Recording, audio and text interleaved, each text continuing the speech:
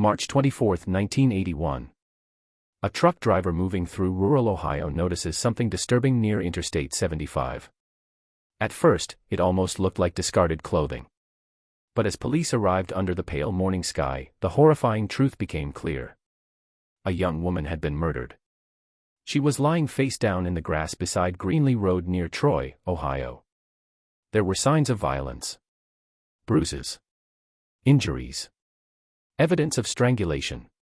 But the strangest detail wasn't how she died. It was who she was. Because nobody knew. No identification was found on her body. No nearby missing persons report matched her description. No one came looking for her. Days turned into weeks. Weeks turned into years. And slowly, the unnamed victim became one of America's most haunting unidentified murder cases. A ghost without a name. A life erased. Until decades later. When a revolutionary DNA breakthrough uncovered a truth hidden for 37 years. But even after the mystery of her identity was solved, another terrifying question remained. Who killed her? And why? March 24, 1981. A truck driver moving through rural Ohio notices something disturbing near Interstate 75. At first, it almost looked like discarded clothing. But as police arrived under the pale morning sky, the horrifying truth became clear. A young woman had been murdered. She was lying face down in the grass beside Greenlee Road near Troy, Ohio. There were signs of violence. Bruises. Injuries. Evidence of strangulation. But the strangest detail wasn't how she died. It was who she was. Because nobody knew. No identification was found on her body. No nearby missing persons report matched her description. No one came looking for her. Days turned into weeks. Weeks turned into years. And slowly, the unnamed victim became one of America's most haunting unidentified murder cases. A ghost without a name. A life erased.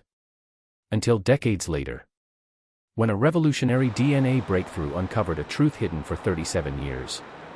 But even after the mystery of her identity was solved, another terrifying question remained. Who killed her? And why? The stretch of road near Troy, Ohio was quiet that morning. The kind of silence that feels unnatural. Fields stretched endlessly into the distance. Bare trees moved gently in the cold spring wind. Cars passed occasionally along the interstate, but out there, near the roadside ditch, the world felt abandoned. When officers arrived at the scene, they immediately understood something was wrong. Very wrong. The victim appeared young. Possibly in her late teens or early 20s. She had reddish-brown hair. Freckles. And she was wearing clothing that immediately stood out to investigators. A tan buckskin-style poncho jacket. It looked handmade. Distinctive. Memorable. The kind of clothing someone would recognize instantly. But somehow, nobody did. Police searched her pockets carefully. Nothing. No driver's license. No purse. No social security card. No jewelry that could identify her. No clues explaining who she was, or how she ended up dead beside an isolated Ohio road. The early autopsy revealed signs of severe beating. She had likely been strangled. Investigators believed she had been killed only hours before being discovered. And yet, despite the brutality of the crime, there was something deeply tragic about the scene. She looked forgotten. Alone. Like someone had erased her existence. And as detectives stood there beneath the gray Ohio sky, they had no idea this case would remain unsolved for almost 4 decades. Investigators began building a profile. The victim was believed to be between 18 and 25 years old. She stood around 5'6". She weighed approximately 125 pounds. Her fingernails were neatly trimmed. Her teeth showed signs of dental care. Nothing about her appearance suggested homelessness or long-term instability. Someone knew this girl. Someone had raised her. Someone had loved her. At least, investigators hoped so. The buckskin jacket quickly became the defining image of the case. It was unusual enough that detectives believed somebody would eventually recognize it. And because of that jacket, the unidentified victim soon became known as the Buckskin Girl. Newspapers printed sketches of her face. Police distributed flyers across multiple states. Descriptions aired on television broadcasts. Authorities checked hundreds of missing persons reports. Nothing matched. No family came forward. No friends recognized her. It was as if she had appeared from nowhere and disappeared from history just as quickly. But investigators did uncover a few small details. The 1980s became the 1990s. The 1990s became the 2000s. And still, the Buckskin Girl had no name. By now, the case had transformed into something larger than a normal investigation. It became a symbol. A reminder of how easily victims can vanish. True crime communities became fascinated by the mystery. Newspaper archives resurfaced online. Old police sketches spread through internet forums. Amateur investigators analyzed every detail they could find. People obsessed over the smallest clues. The jacket. The location. The witness sightings. Some theories claimed she was a runaway. Others believed she had ties to serial killers operating during that era. A few suspected she may have been involved with trucking routes crossing the Midwest. There were endless possibilities. And almost no certainty. The mystery became darker with time because people realized something horrifying. If nobody identified her, then somewhere out there, an entire life had simply disappeared without explanation. No graduation photos. No family searching on television. No birthdays remembered. No funeral attended by loved ones. Just silence. Cold, endless silence. And for investigators who stayed attached to the case, that silence became unbearable. Because they knew one painful truth. The victim deserved her name back. No matter how long it took. As the internet expanded in the early 2000s, cold cases found new life online. Forums dedicated to unidentified victims began appearing everywhere. Ordinary people spent hours studying old cases, hoping to solve mysteries police couldn't. And among the most discussed cases was the Buckskin Girl. Her reconstructed facial images circulated endlessly across websites. People compared her appearance to missing girls from different states. Some users spent years researching old newspaper archives. Others mapped highways and truck stop routes. The case became deeply personal for many online investigators. Because unlike modern true crime stories filled with constant updates and media attention, the Buckskin Girl had almost nothing. Just a face. A jacket. And decades of unanswered questions. There was something heartbreaking about that. Many internet users described feeling emotionally attached to her story. Not because they knew her, but because nobody else seemed to. The online communities wanted justice. But more than that. They wanted identity. They wanted this unknown victim to become a person again. And slowly, technology was beginning to catch up to that hope. Advancements in forensic science were changing criminal investigations forever. Cases once considered impossible were suddenly becoming solvable. And somewhere inside a preserved evidence room in Ohio, the answers had been waiting all along. Hidden inside her DNA. For decades, investigators preserved biological evidence from the crime scene carefully. At the time, nobody could have predicted how valuable that evidence would eventually become. Because by the 2010s, forensic genealogy was revolutionizing cold case investigations. DNA no longer just identified suspects. It could identify victims too.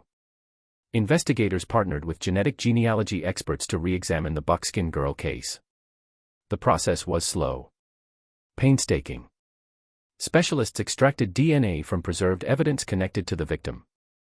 Then they began building possible family connections using public genealogy databases. It was like reconstructing an entire family tree from fragments scattered across history. And for the first time in nearly 37 years, investigators felt something dangerous. Hope. But the closer they got to answers, the heavier the emotional weight became. Because somewhere out there, a family had lived decades without knowing what happened to their daughter. Some may have assumed she abandoned them. Others may have spent years wondering if she was still alive. And now investigators were preparing to uncover the truth. The genealogy search eventually narrowed toward a family line connected to Arkansas. Researchers identified possible relatives. DNA comparisons followed. Investigators waited anxiously. And then, the results came back. The Buckskin Girl finally had a name. Her real name was Marcia King. In April 2018, authorities officially announced the breakthrough. After 37 years, the Buckskin Girl was identified as Marcia King. She was originally from Arkansas. And suddenly, the anonymous victim transformed back into a real human being. A daughter. A sister. A young woman with a life that existed long before that lonely Ohio roadside. Investigators learned Marcia had left home years earlier. Like many young people during that era, she had traveled extensively across the country. She had reportedly married young. Her life had become unstable. At times difficult. And eventually, contact with her family faded. As years passed without hearing from her, relatives assumed she was simply living somewhere else. They never imagined she had been murdered in 1981. For decades, her family lived without answers.